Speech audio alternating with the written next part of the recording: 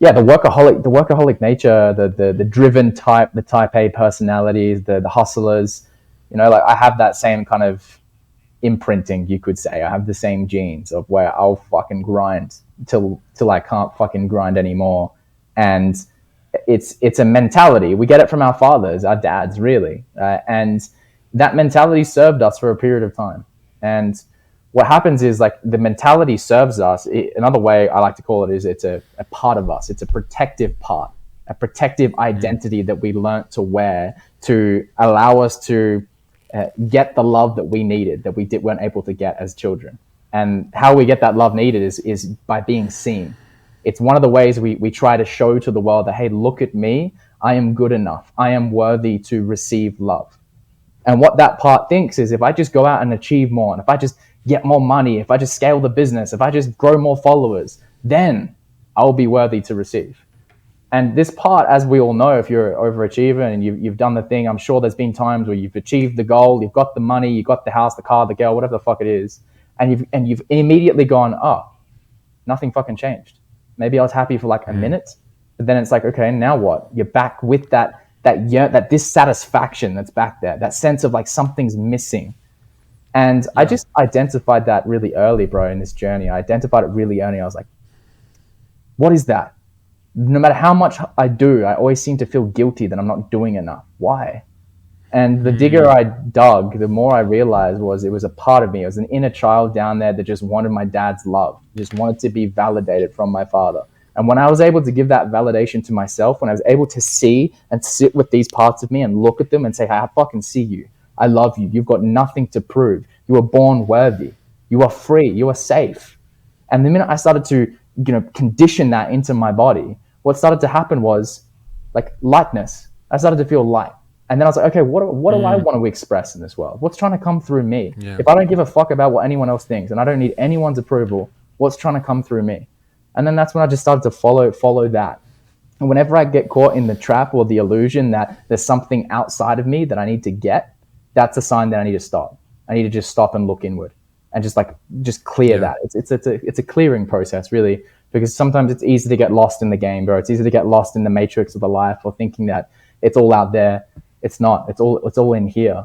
And once you come from that place that I have everything, I'm coming from abundance, I've got nothing to prove, it creates a different frequency. You start to interact with a different energy. People feel it. People feel your lack of neediness. You end up making way more money, and it ends up happening with way less effort. It's way more flow, and you start to enjoy the process. Yeah. So they're the kind of indicators for me, man. Am I enjoying the process? Is there ease and lightness in what I'm doing? Because if there is, sweet, I'm on the right path. And if there's not, maybe there's just some refinement. Maybe I just need to pause for a moment and just inquire into what am I afraid of here? What am I running from? I hope that makes sense. It does, man. When you talk about going inside to that part of you that feels guilty when I'm not working, I'm not doing something, I'm not getting after it, I feel like I need to be doing something. I know that very, very well. For years and years and years, I need to be on the grind. I need to be out there working hard, because it inflated me to the size I felt most comfortable at. And when you talk about going into that part of you and beginning to sit with it, what comes up in me, man, is that's fucking scary, because that process that started inside of me, the reason it was so scary was because I was worried that if I healed, what if I'm not as driven? And if I've yet to, maybe that's why conversations like this are really helpful for people to hear and listen to, because you have to have an element of faith that says, like, maybe it's like a personal, like a purpose or a destiny of sorts to go through the process of the healing. But for some people, you're looking at it and going, fuck, like if I am not as neurotic, am I going to be as driven? And if I'm not as driven, I'm not ever going to be successful in what I'm doing. So it's quite the complicated dragon to approach.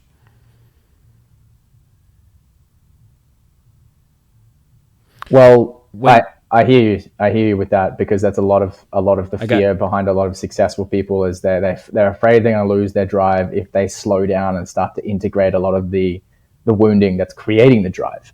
But my counter to that is that the drive becomes way more efficient. The drive becomes way more harmonious, where you don't need to sacrifice. You can still achieve so much and not have to sacrifice your health, your relationships, like your freedom. And that's the pathway that I feel like all of us are really yearning for. Like, we want to be able to still achieve like our fullest potential, whatever that looks like, to self-actualize the dormant potential that's within all of us, but not have it coming at a cost, not coming at a cost to really enjoying the journey. You know what I mean? Yeah, there's a line that that my therapist shared with me years ago, an African proverb that says, if you want to go fast, go alone. If you want to go far, go together. And one of the things that you said in one of the videos I watched of yours on YouTube, the opening line you said was, is your drive to achieve getting in the way of having nourishing relationships? So when you talk about the efficiency piece of that, that rings so true to me, man, because I wouldn't say after the healing, but I mean in a huge regard, after the healing of the workaholism, you find that it's not, since I'm not scratching for this significance and need for being loved, there's not this sense of urgency with your work. And if there's one thing I've learned in the last few months specifically, it's been having the patience to get the full picture and respond. And running a business with 10 staff members, there's a lot of need for that. Moments of meetings and interacting with people are less about me trying to appear as a leader and more about me really sitting into a place inside that's quiet, calm, and focused.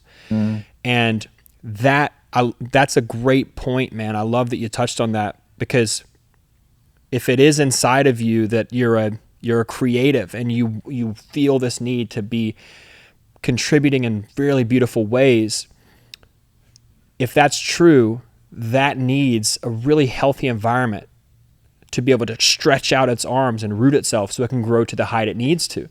And if you don't, like, it's kind of weird to me to, for the first time in my life, be experiencing a deep relationship with a partner for 2.5 years now, longest relationship I've ever had. And at 5:30, bro, I cut it off and we cook together and we spend time together. Having that relationship and overall just having a sense of calm has allowed life to be more creative through me and feel like I'm closer to my purpose than I ever was when I was trying to make it this week or make it this year so I can feel like I'm a winner. Man, the purpose is not something that needs to be achieved in the future. And I think that's the trap. It's like I need to find and fulfill upon my purpose. But I feel like our purpose is right now. As like all of us share that. Our purpose is like, what is it? Who are you here to be right now? And if your purpose is if you're thinking at some point in the future, then what happens is we start to have an unhealthy relationship with right now. We start to overlook it. We start to see it as like a means to an end. And you start to think, you're already prepping for something in the future. And like, that's a great example is if you can't like stop for a moment and just enjoy what's in front of you right now. And maybe that is a dinner with your partner and just like sitting down and going, hey, like, fuck, life's actually pretty good. I'm really happy. And like taking a moment to take that in and receive and open your heart and just express gratitude for the people that are in your life. Then if you can't do that now, then you're not going to fucking do it when you have millions of dollars in the bank or you're in the big house, you know? So the purpose is now. And then once you master the now, everything else just like reflects that. Everything else just kind of is a byproduct of that, in my opinion. If you like that short clip, check out the full episode.